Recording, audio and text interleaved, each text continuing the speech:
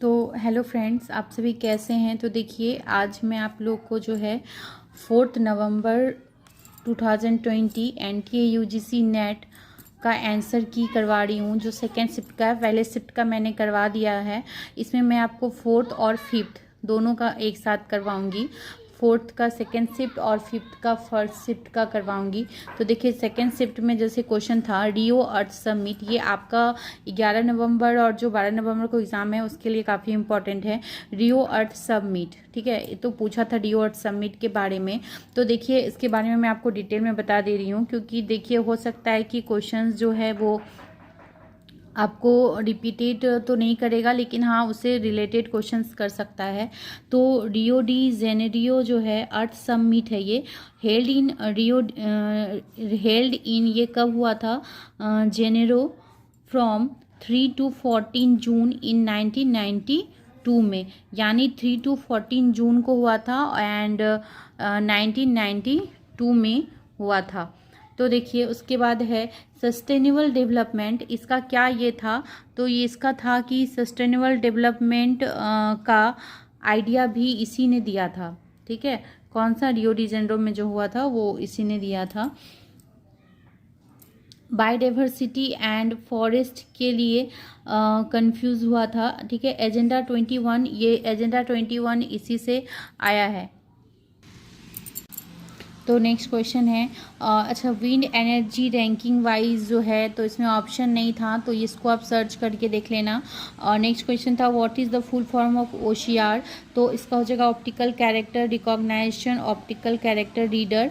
ठीक है, OCR is the, ये क्या है, इलेक्ट्रॉनिक है, electronic mechanical conversion of image of typed hand retain और printed text in mechanic inodate text whether from a scanned become documents a photo of a documents। ठीक है, तो ये डॉक्यूमेंट्स है। और नेक्स्ट क्वेश्चन था, देखिए, नालंदा तक्षशिला और Vikramshila now located at which place, जो ये तीनों है ये कहाँ पे है, तो Nalanda university is an international and research intensive university located in the historical city of Rajgir, ये कहाँ है, राजगीर में है, इन बिहार, यानी राजगीर के बिहार में है, इन इंडिया।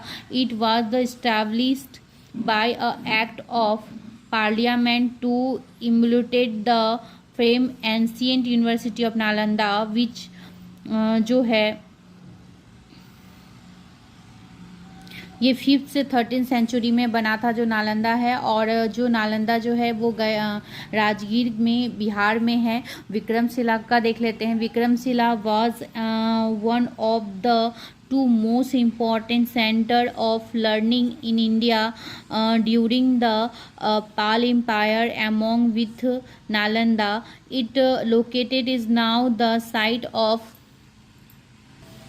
तो देखिए, ये जो विक्रम शिला है ये कहाँ है, भागलपुर बिहार में है।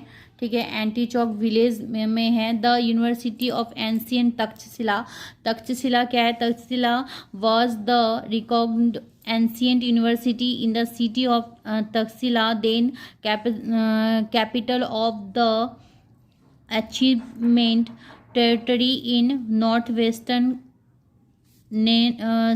ancient India. Subsequent following the achievement consist by India Valley amount 515 BC। तो ये जो है कब बना था, 515 ईसा पूर्व पहले। Where is the Takshashila university, तो अभी जो है बोल रहा है जो तक्षशिला यूनिवर्सिटी कहाँ पे है, पाकिस्तान में पड़ता है। आपको जो है ये तीनों से क्वेश्चंस किया था, तो इन तीनों के बारे में मैंने आपको डिटेल में बताया, ताकि अगर इससे रिलेटेड कुछ पूछे तो आप उसके बारे में बता सको। देखते हैं हम लोग अब देखते हैं हम लोग 5 नवंबर का। तो देखिए, ये 5 नवंबर का फर्स्ट शिफ्ट का क्वेश्चन है, what will the remainder of 4 remainder if 4 to the power 5 is divided by 15। तो इसका देखिए इसका आंसर क्या हो जाएगा, इसका आंसर 4 हो जाएगा। एक्सप्लेनेशन है 4 के ऊपर पावर 5 है, यानी 5 बार 4 को लिखना है, मल्टीप्लिकेशन करने से 1024 आएगा और इसको 15 से डिवाइड करना है। डिवाइड करने के बाद आपका 68 आएगा, रिमाइंडर क्या बच जाएगा 4, तो यहाँ रिमाइंडर पूछा था तो इसका 4 हो जाएगा। तो ये सेम क्वेश्चन नहीं करेगा, बट ये इसके जगह कुछ और डिजिट दे सकता है, अलग करके पूछ सकता है। नेक्स्ट देखिए, what is actual profit if profit on selling price is 25%। बोलता है कि जब सेलिंग प्राइस जो है 25% है तो actual what is the actual profit on selling price, तो इसका 33.33% होगा। तो देखते हैं, let the selling price be 100। मान लेते हैं कि जो सेलिंग प्राइस है वो 100 है, प्रॉफिट 25%, तो एसपी भी 25 हो जाएगा। कॉस्ट प्राइस हमारा निकालने का फॉर्मूला आप जानते हो, एसपी माइनस प्रॉफिट होता है। तो एसपी 100 है और प्रॉफिट 25 है, माइनस किए तो हमारा कॉस्ट प्राइस क्या आ गया 75। एक्चुअल प्रॉफिट परसेंटेज निकालने के लिए क्या होगा, तो profit divide by cost price into 100। तो देखिए 25 प्रॉफिट था, कॉस्ट प्राइस 75 हमारा निकला और इसको हम 100 से कर दिए तो हमारा ये आंसर आ गया। तो इसकी जगह जो अगर कुछ और भी पूछे तो इसका वही हो जाएगा। नेक्स्ट क्वेश्चन है, choose the probability sampling method from the given method. इसमें पूछा है कि प्रोबेबिलिटी सैम्पलिंग मेथड कौन सा है। तो देखिए सिंपल रैंडम है, कॉन्वेंशियंस है, कोटा है, एंगेजमेंट है। तो इसमें जो सिंपल रैंडम है ये क्या है, प्रोबेबिलिटी सैम्पलिंग में आता है सिंपल रैंडम, बाकी सब जो होता है नॉन प्रोबेबिलिटी में आता है। हाँ, नेक्स्ट क्वेश्चन है, what is the missing term. Missing term, इसमें मिसिंग टर्म पूछा है तो जैसे देखिए आप 4 है, 8 है, 16 है, इसके बाद क्या होगा, तो यहाँ पे देखिए 4 2 जा 8 हो गया, 8 2 जा 16 हो गया, तो 16 2 जा 32 हो जाएगा। तो यहाँ पे 2 2 से क्या कर रहा है, मल्टीप्लाई कर रहा है। रूषा के बारे में पूछा था तो एक्चुअल क्वेश्चंस पता नहीं है फ्रेंड्स, तो मैं उसके बारे में बता देती हूँ आपको।